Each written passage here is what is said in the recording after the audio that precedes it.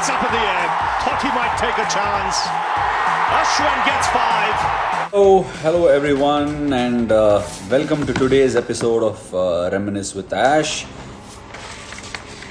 Hi guys, sorry, just so that the show requires this sort of a drip, I just dropped off.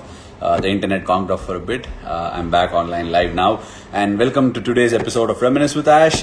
And like you had seen already, about who's going to be joining me today on this episode and what game we will be talking about. We will be talking about one of the most amazing games and amazing innings played by this particular player. And obviously, I've already gone on record and said Virat is going to be live with me today, and he will be joining me anytime.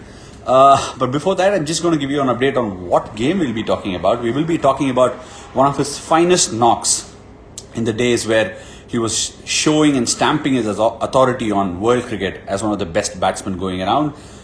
Yes, if you had not guessed it right, it was the 183 that he'd scored against Pakistan in Dhaka.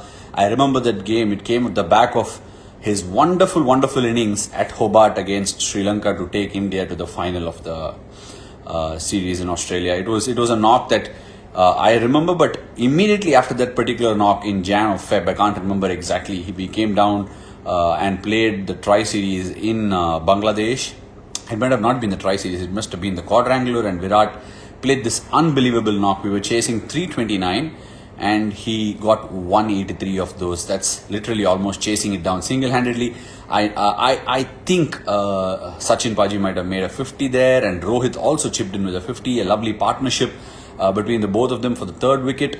And early wicket 0 for 1 when Virat joined Sachin Paji in the centre, and it was one of the most memorable knocks. And before we get Virat to join us today, I would like to know if you guys have any questions, and most importantly, if you liked the promos theme music. How many of you are the Game of Thrones fans here? And if you've got any questions, please post it on your comment section and we will be taking them. Yes, it is 183 that Virat got. And in fact, interestingly, all our captains from the past, be it Kapil Dev or be it MS Dhoni or be it Virat Kohli, they've all got that magical score of 183, and we all know that, don't we? So Virat will be talking extensively about that and a few more questions that he'll answer for us. Hi Mayank, you're in attendance, waiting to see how Virat goes about it, like how he goes about it when he goes out to bat. Okay, thank you for the amazing promo music. I'm a big Game of Thrones fan, like I've always mentioned, so it was very fitting that you put him in that bracket, right? And today is the season finale. Hi Mayank. Today is the season finale, and we will be moving on to something more interesting from tomorrow. It is one of oh, here we go. Timing. The skipper is here on time. Okay, he's going to join me, and I'm actually nervous because he's the skipper and have to be really, really watchful of what I ask him. Hi, Virat. Man? What's up, Virat? Nice to see you. Good to see you, man. Long hair and all. I'm liking it. What's up? Hopefully. Nothing much, man. Getting a little bored right now because it's so hard not to play the game for me. You know me, and it's becoming very, very hard now. I know. How's family? Family is kids, good. Family is good. Yeah, kids are good. They usually interrupt, but today I've asked them to be in the terrace, so they'll not come down. Okay, your wife's okay? All good? Yeah, everybody's fine. Parents are okay too. How's Anushka? She's well. She's healthy. Parents are healthy. Family all okay. Everyone's safe. So that's been a positive. But yeah, it's tough for us as well here, man. It's much more difficult for a lot of other people. But yeah, we'll just have to see how it goes, I guess. Right. Thank you first of all for joining me. It's Pleasure, something that I've brought about as just an idea because one, I was getting bored and I wanted to put some positivity out there. And like I told you, it would be great if people know what went on in your head when you made that 183. I have updated them about it. Do you remember how you played at Hobart and followed this up right after that? Yeah, I clearly remember. I think it was that Tri-Series in Australia where we played in Hobart, and I remember when we were warming up, the chat was not all that optimistic. I still remember because our chances were so bleak.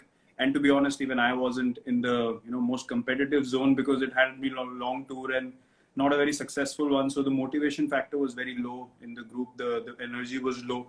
And we were all saying, okay, one last game, we just need to play well and, see how it goes. And bonus point was not even something that we were thinking about, especially looking at that pitch and how Sri Lanka started. You remember that. So yeah, it was strange that suddenly out of nowhere, and that's when you figure out some things are just meant to happen. Out of nowhere, we got that boost. Started stringing partnerships. I think Paji and Virubhai had a brilliant partnership up front. They were very aggressive. Then Gauti Bhai and me, we had a great partnership. I think he got 50 or 60, if I'm not wrong. Then Raina came in and he changed the momentum of the game. And then that's when him and me discussed, we have to break it down into two T20 games. That was the first kind of revelation of chasing big totals for me. In a country that's not ours, there's conditions that were not ours. Although the pitch was really good, but still, the sense of not being in total control of the conditions that you play in, it was a revelation for me personally. It was something that I discovered about my game. I can have that belief to stay in those moments when things are tough and things are not looking too positive. And I remember that whole season. It was from that Test 100 in Adelaide to continuously stringing in scores, and that was a season, a phase of 6 to 8 months where I really realized a lot about my own game, and came into my own. As far as my skills were concerned, I wasn't the most. I would say I was very competitive, but I wasn't very sure or in control of what I wanted to do before. Because when you come in new, you're still figuring out how to go about it. At the international stage, you want to be feared, you want to be respected. You just don't want to walk in and say, he's one of the youngsters. We'll just knock him over, or if this bowler we can take him on. You want to be that guy who's feared. When you have the ball in hand, I'm sure you want the batsman to think, bloody hell, we got to be at our A game against Ash. We all play for that. That was the phase where I started to realize it, and then it led to that game that you were talking about, and that was quite special. Yes. Right. This particular game against Pakistan, was it the same game where you and Rohit collided in the square leg fence? Yeah, it was. It was very funny, and I remember MS wasn't too happy about it because, anyways, they were. I think they got 320. We were chasing 330, and they were big partnerships early on, and then we sort of messed up. It was supposed to be 1, and we gave away 3 runs.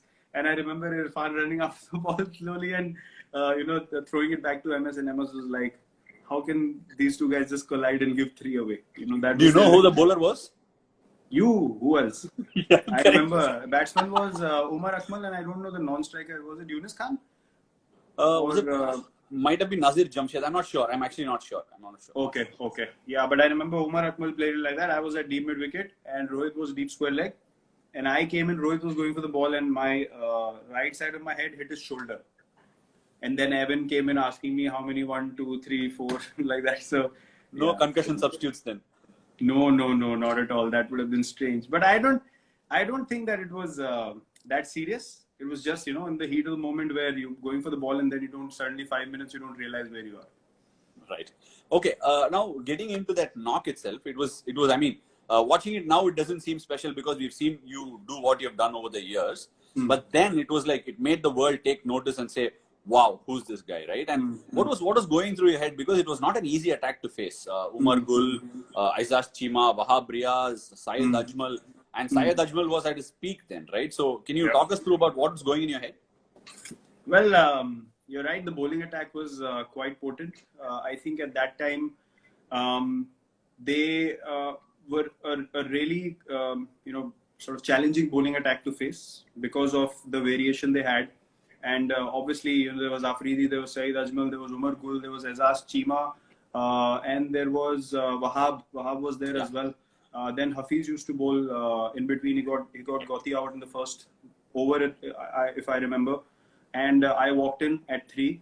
So it was high pressure game. Plus, Bangladesh wickets, it was sort of dry early on. Then the dew settles later. But I think for the first 20-25 overs, it was quite in their favor as far as conditions are concerned. But I clearly remember I was just happy batting next to Paji. That was his last ODI game, as it turned out to be. He scored 50. We got 100 partnerships, so that was a memorable sort of anecdote for me. It will always remain like that. But yeah, as I said, Ash, you don't really. The only intent is to make the team win. And in that process, you start realizing more about your own game. That yes, against any team in the world, any bowling attack, I can go the distance and I can make my team win. That realization, luckily for me, happened while playing those games, and not just thinking about them outside and just hoping that they would happen. They naturally just happened because I was constantly boosting myself up to want situations like that. And I think that game turned out to be a game changer for me. As you rightly said, it was a Sunday, I remember.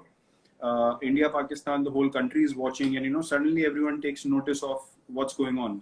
So yeah, I fondly remember that game. The chase was tough. Rohit played a brilliant innings. I think he got 60 odd.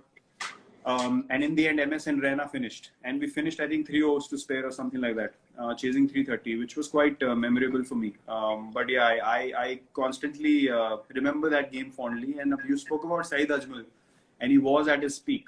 And I clearly remember we played a T20 World Cup in Sri Lanka, if you remember, before that. Correct. Yeah.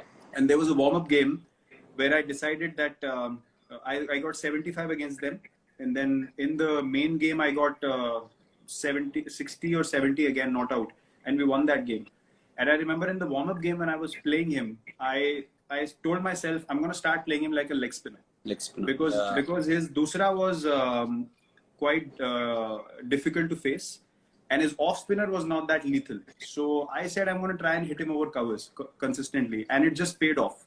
And as soon as I negated his dusra, then the potency of his threat became lesser and lesser. And even in that game, if you remember, I scored most of my runs against him through the offside. And I just kept doing that, kept wanting to hit against the turn as well, whatever turn he was getting through the pitch. But my only aim was I'm going to make him unsettled with his dusra. He should fear not bowling the dusra to me, then I'm on top of my game. Right, because I don't have to ask that question. I would have asked, being the off spinner, I wanted to ask, why did you score all the runs through the offside?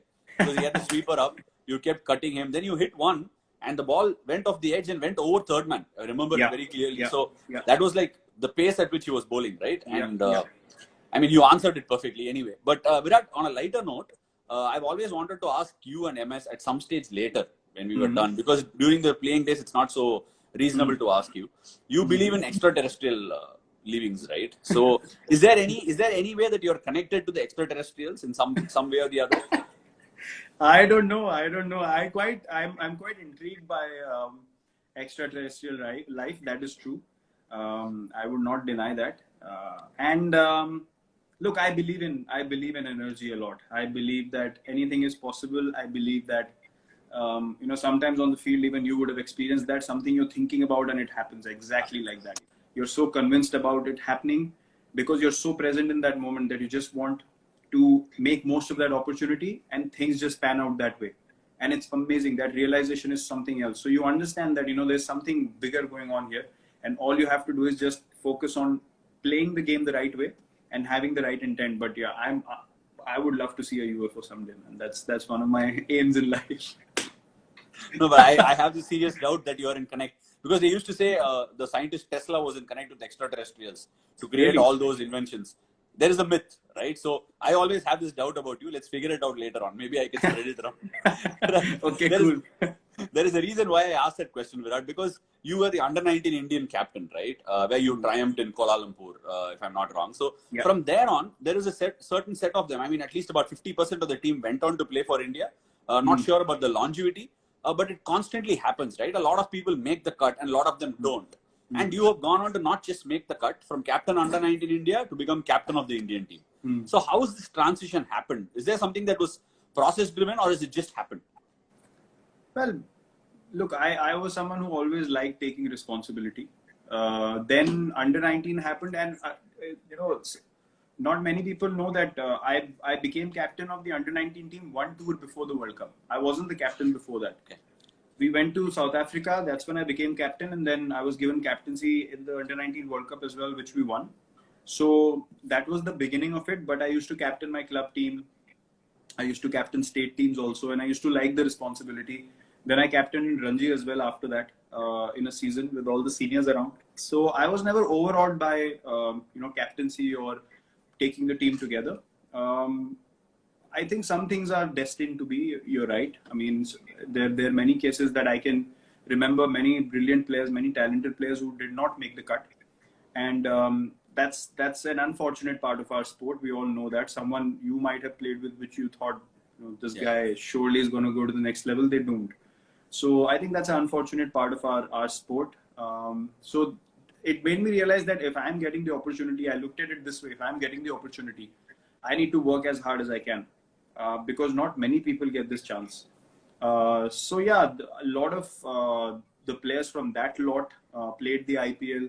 Played Jaddu is from that lot. Manish is from that lot. Saurabh Tiwari played for India. He's from that lot. So a lot of players played for Siddharth Kaul played from that lot. A lot of people who did well. So yeah, I think I was always inclined to taking responsibility. Becoming captain of India was not even in my wildest dreams, to be honest. We all started playing at a similar time. I mean, I made my Test debut before you. You made it just after in the next series, if I'm not Yeah. wrong. Correct. And after that, I think it was all about just wanting to play, wanting to be in the 11 regularly, wanting to, put my foot down and say, okay, I didn't play all the games, but I wanted to be discussed that, whether this guy is good enough to play or not. I think that is a transition slowly that happens. Then with your intrigue in the game, you start talking to the captain regularly. I was always in MS's ears, standing next to him. Ye kar sakte, wo kar sakte. What do you think? He would deny a lot of things, but he would discuss a lot of things as well. So I think he got a lot of confidence that I can do this after him. I think it was a large portion of me becoming captain was also to do with him observing me for a long period of time. It just can't happen like, he goes and then selectors say, okay, you become captain. Obviously, the guy who's there, he takes responsibility and says, okay, I think this is the next guy. And I will tell you how he's going. And then slowly that transition is formed, which I think he played a big role in that. And that trust you have to build over 6-7 years. It just doesn't happen overnight. And I think it's a process. Right. Interesting that you said that, because I asked this question with a lead up. You said about not imagining being captain of under 19 and then becoming captain of the Indian team. That is just a part of it, as I see it. It's the excellence of the cricketer, right? Which is what intrigues me so much. How you said it happened. I was intrigued by a lot of things. I asked questions. I wanted to learn, and that's how I became who I am rather. You're in a very settled form of part of your career. So how do you see such cricketers who are very good at under 19 level and not be able to make the transition for excellence versus someone like you who's managed to do it successfully? I think as there might be a few factors that play a role. One is self-belief. That for me is the biggest factor. I came into IPL as well, and I felt like, man, how am I going to play against these international bowlers? You feel like you're not good enough, and you just let go. I think that moment of when you're letting go, at that moment you need to find something that makes you say, no, I'm good enough and I'm going to try, because someone who made a big name was one day a nobody. So, they had to start somewhere. The people that we see play as legends or as greats of the game, they didn't become greats overnight. They didn't come from their, academies or state teams and say, I'm this great player and, I'm just going to start scoring at an average of 55 in Test cricket. It doesn't happen like that. So that belief is something that you don't let go of. I think all the people that haven't let go of that belief and had that intrigue and the will to just, hone their skills and keep improving are the ones who went ahead. And that for me is a natural sort of separation that happens. And I'm sure everyone who's gone on and played for the country are the ones who wanted to constantly learn and be fearless. If you fear the environment that you're going in, then the sport only responds to fearlessness and wanting to learn and just being clear-headed in what you want to do. And I'm sure you went through the same journey, coming up the ranks. You would have been fearless to, bowl at anyone in front of you. If you were overawed by people, then people will obviously move forward. There's so much competition constantly in our country, especially playing cricket, that you can't afford to stay behind. You want to do things which are different. And for that, you need to be fearless and think out of the box. How can I do something which is not being done? If someone's picking 5-wicket hauls, how can I pick 8 in an innings regularly and be counted as, this guy is at a different level to where he's playing? I think that was my plan, at least. I wanted to perform more than anyone else was doing and doing things which were not done at that time. And slowly you build that sort of ladder for yourself. Right. Now, in your household right now, there are two excellent people, right? You are excellent in your field and Anushka is excellent in her field. So when you have two such excellent people in the same, household, how do you like cross verify this excellence? Is there a mode that you actually have? where you discuss what do you do, how do I go about it? Do you discuss that? I think the best thing is that when you have a life partner who's also working at a level of excellence, as you mentioned, in her own field, she can totally understand my mindset, and I understand her mindset, and it becomes so easy to have conversations about what you're going through. You know, what is it that is making you feel good or bad, or what happened during the day that sort of mentally put you down or mentally boosted your confidence. Small conversations like that. I think when two people are on the same wavelength, those conversations are very, very easy. And as you rightly pointed out, Anushka is brilliant at what she does. At her craft, she's outstanding. And for us, having conversations at that level is that much easier because she understands exactly what I'm saying. Without even me talking, with my body language, she can understand what I'm going through on the field. So that is the level of connect that happens when two people are at the same wavelength. And yeah, it's an amazing thing to experience. It will surely be difficult for a lot of couple to understand that chemistry. But yes, Virat, I mean, that's the truth. But see, for example, let's take Anushka's field for an example. And she has to choose a script which she's going to do or which she's going to produce or whatever it is. And choosing that script gets her to a certain destiny or excellence or whatever it is. Likewise, if you compare a cricketer, you've spoken about so much of your fitness regimen that's taken you where it's taken you today. How do you know, as a cricketer or anybody in life, forget about just being a cricketer, that when you are embarking on a certain route, that this is the route, I will persevere with this? Is there a trick where you make that decision? Look, I would give you an example of Anushka first. Her making choices of what she wants to do as a project, as a film, as an actor, or as a producer, comes from the right place. She's a person who always does the right thing, and she follows her gut, she follows her instinct, and she follows it to the T. She's absolutely fearless. So when she does that, she believes in that project, and I think that is key. That is something that I have also learned looking at her. To have that belief that you're doing the right thing, then whatever happens left, right, center, you're not bothered by it. There's a lot of negativity that comes your way, and she's strong enough to go through all that. So I have seen that, and I have learned that from her, because the more you keep growing and the more you keep going forward, there are a lot of doubts that come left, right, center. So that is something that you need to keep away. And I think in cricket, it's the same thing. If I believe, before a game, you feel like today, I feel like I'm going to bowl like this. As a batsman, I'm going to play positively today. And that spark always comes to everyone. Do you have the will to follow that spark right to the hilt? Because sometimes I felt like today I'm going to go out there and be positive. Then I won't ask 5 people, I'm thinking of playing positive. What do you think? No. If I'm convinced, I'm going to go and do it. And if I fail, I'm going to own up to my failures.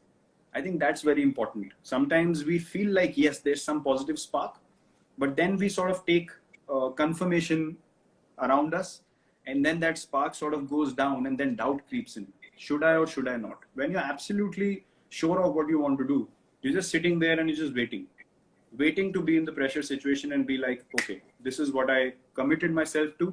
I'm just going to go out there and follow my heart, and let's see what happens. That thing of saying, let's see what happens, because I feel I'm making the right decision, and if it doesn't go right, I will accept it. But I won't curb my instinct just to entertain my doubts. I think that clarity is very, very important. Right. I don't think you could have nailed it any better. You're just saying, believe in it and just go through it without having any doubt. So it'll absolutely. Absolutely. Great. So just one different genre, slightly changing over. You are, so to say, today Destiny's child. At one point of time, Sachin Tendulkar was that, right? And now you are the person that people are looking to emulate. In this case, there is an evolution of social media going around. What is more tougher to handle for you, Virat? Fame or criticism? Ash, to be honest, I mean, I love this sport, and I know that I totally love this sport. I love playing this sport. I know you're a fanatic as well, so you can relate to what I'm saying. I don't know the details as much as you know, because you know players from every corner. You're not going to hide behind that. See how much you spoke about Hobart. I didn't even inform you about it. No, I spoke of Hobart because I went through it. You know of players who I haven't even heard in my life. You know their stats. You know their last innings. That is bizarre. I can't have that level of that level of information in my brain. I can't process it. But on a serious note, I love this sport, and I love the opportunity to do something which can inspire people. I love the opportunity to do that. And playing for your country is the biggest honor for any sports person. We all experience that. Having said that, if someone told me, would you like to give all your fame away? I would give it like that. Because over a period of time, you realize that you're doing what is important, but you also need to be a normal person at the end of the day. You want to be a normal person. I think when you speak of previous times, people had a lot more freedom to move around. They were not camera phones in your face all the time, scanning everything that you're doing minute to minute every day. And I think both Anushka and myself, we are people that are very, very comfortable in our own space, being with each other, being at home, just doing basic normal things. Fame, too much attention, too much intrusion, too much interest into what we want to do, what we are doing, what we are looking at, what we might do tomorrow, or what we were thinking, or people have different kinds of perceptions all the time. That I don't really relate to it. And I think it might also be because we have grown up in a time where these things were not a part of us growing up.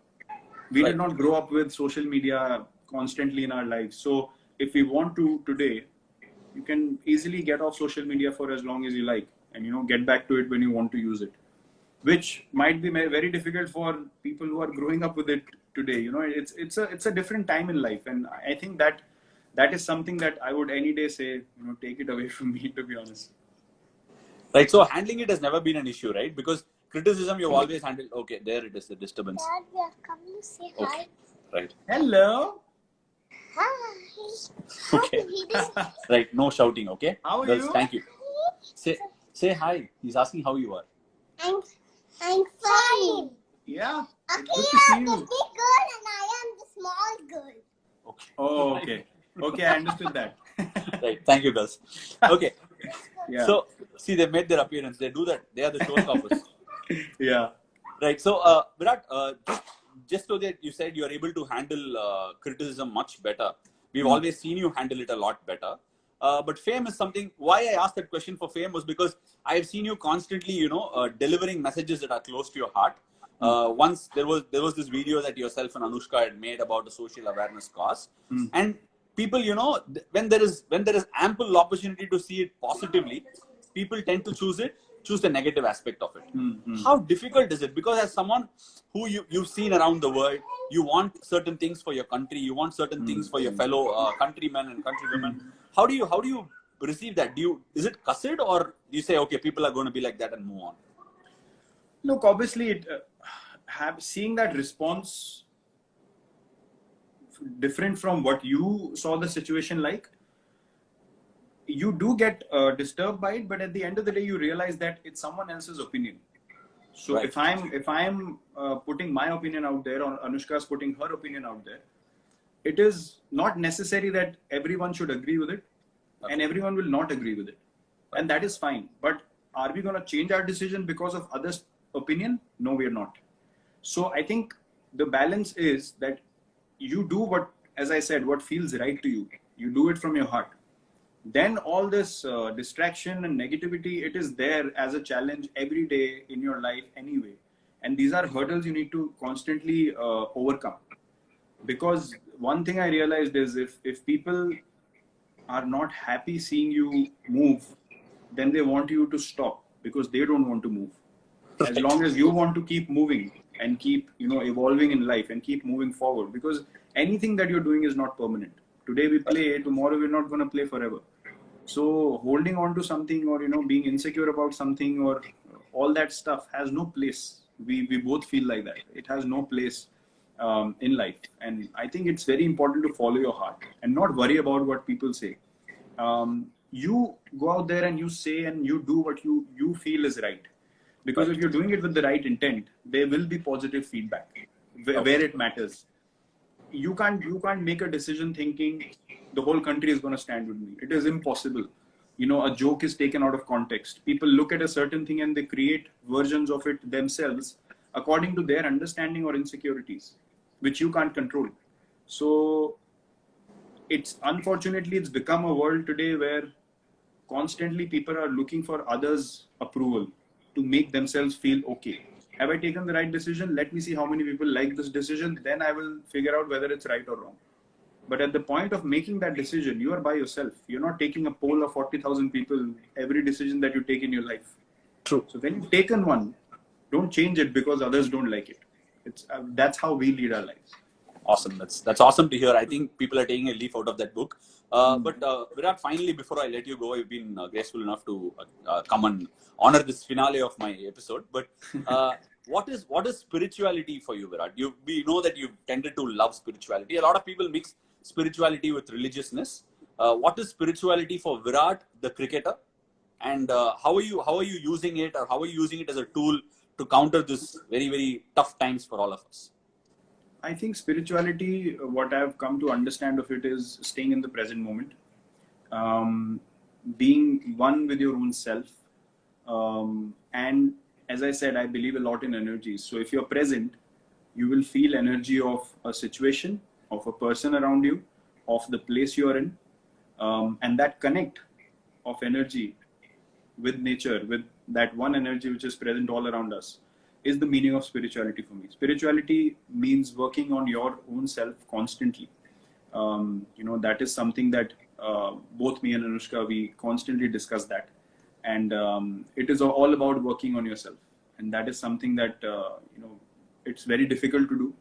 And we've had those discussions. And one thing that Anushka keeps saying is that the only thing that is, the purpose for us all is to keep working on ourselves and keep refining our own selves, which I think is the meaning of spirituality for us. So that is what I think of it. And spirituality also means being fearless for me, because as long as you're doing things which come from the heart, there's gut feel is things that come from your heart, and where heart functions, you can't use this. And there's no room for calculation and analyzing, is it right, wrong, nothing. Just feel it and just go for it. Just being free, just letting your energy flow and just going for it.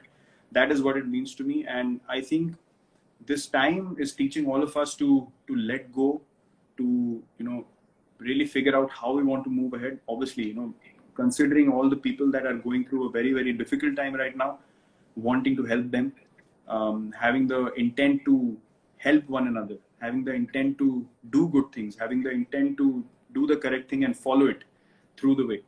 That I think for us is the learning from this phase, and I hope it is the learning for all people in our country and all over the world as well. Do you see the game changing a lot? Do you see it's waiting for a long period of time? Game changing a lot, man. I don't know what's gonna happen. It is so strange thinking even of practice sessions. Like instinctively you wanna you can't do that. You will meet people and you will be like you're meeting after months, and you'll have to sort of just fold hands and just stand away, which I know it sounds strange, but it might be a permanent feature moving ahead until there is some sort of cure and vaccine whenever it comes out. I think we will have to sort of follow that system and make it a part of our lives, which is going to be new for all of us. I'm sure that we'll all find it strange, but eventually, like everything else in life, like people took to social media, I think this won't be that difficult to make a part of our lives and follow a system which I think is going to be good for everyone. It has to be very, very important. Right. In fact, as we said that in Australia, they have started playing competitive tennis, having their own set of balls. So I think things will change and pan out, because I just saw David Warner make a comment here. So I wanted to ask him did he watch any tennis matches? So anyway, he's busy making TikTok videos. Yeah, it's hilarious. It's unbelievable. He's been after my life. Has he? Okay. He's been asking me to do one. I haven't responded yet, but I will. No, I think if there is a dinosaur thing that TikTok has, you should definitely give it a go. I think that might become a feature on it now. I think so. I think it should. And there were people who were talking about it and said dinosaur on the loose. Yeah, so that's. and there were so many memes, they were hilarious. Yeah, it was last chat I was having. Sangakkara just told me that he's a dinosaur at social media, which means he's in the past, and it was unreal, man. It was unreal. Right, thank you so much, Virat. You've made this a very, very special occasion for me and all the people who've been following this. And hope you have a good day and good night. Thank you so much. Thanks, Ash. You take care. Take care of your family as well. And congrats on a wonderfully done series, wonderfully compiled. And I'm glad I could, be the finisher and stay there till the end. Get back Cheers, to the stories and follow the promo that I put. I put a Game of Thrones theme for you. Oh, okay. I'll check it out. Okay. So you love the Jon Snow of it, right? Okay. See you, Virat. Cheers, Bye, Ash. bye. Bye, bye, bye.